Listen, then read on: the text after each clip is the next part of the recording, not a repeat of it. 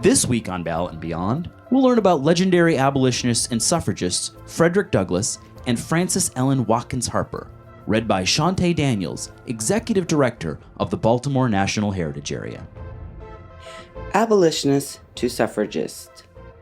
Frederick Douglass, Frances Ellen Watkins Harper. Women played an active role in advocating for an end to slavery, but faced gender discrimination from their abolitionist peers, as well as the general public, who felt women were taking too vocal a public role. Many white abolitionist women began to draw comparisons between the nation's treatment of enslaved persons and the legal discrimination against women. Frustrated by the sexist treatment by fellow abolitionists, Elizabeth Cady Stanton and Lucretia Mott convened the first Women's Rights Convention in Seneca Falls, New York, in July 1848. The convention drew 300 men and women who collaborated to produce a declaration of sentiment that was modeled on the Declaration of Independence. The declaration proclaimed the equal rights of women and men and detailed the many abuses facing American women. A key figure in drafting of the Declaration was nationally known abolitionist Frederick Douglass, who had been born into slavery on Maryland's eastern shore. Douglass was a critical ally for Elizabeth Cady Stanton and her bold decision to propose a resolution calling for women's enfranchisement. Frederick Douglass was the lone man in the attendance who supported the resolution.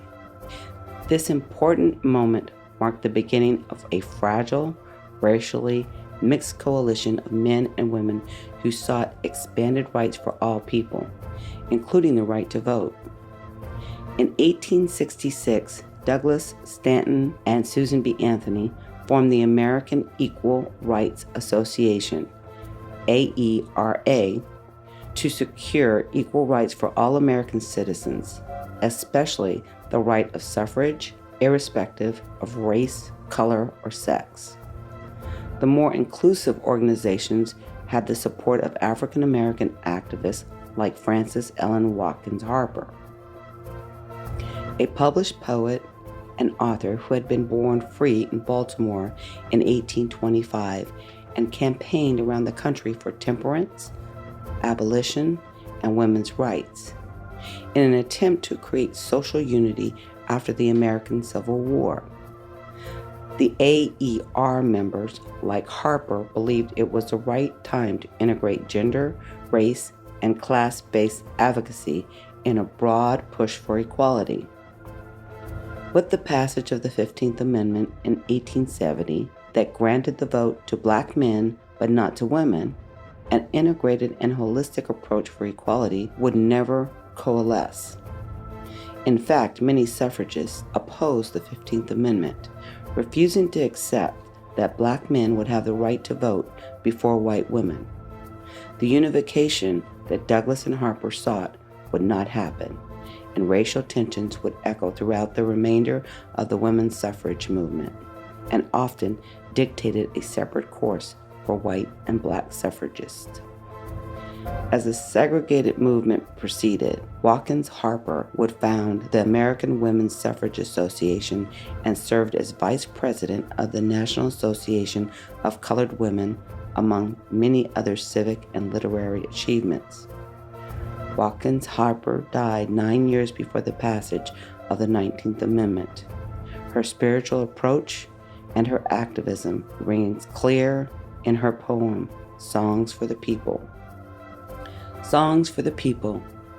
Let me make the song for the people, songs for the old and young, songs to stir like a battle cry whenever they are sung. Not for the clashing of sabers, for the carnage nor for strife, but for the songs to thrill the heart of men with more abundant life. Let me make the song for the weary, amid life's fever and fret, till hearts shall relax their tension and careworn brows forget. Let me sing for little children before their footsteps stray, sweet anthems of love and duty to afloat over life's highway. I would sing for the poor and aged, when shadows dim their sight, of the bright and restful mansions where there shall be no night. Our world so worn and weary needs music pure and strong to hush the jangle and discords of sorrow, pain, and wrong. Music to soothe its sorrow till war and crime shall cease, and the hearts of men grown tender girdle the world with peace.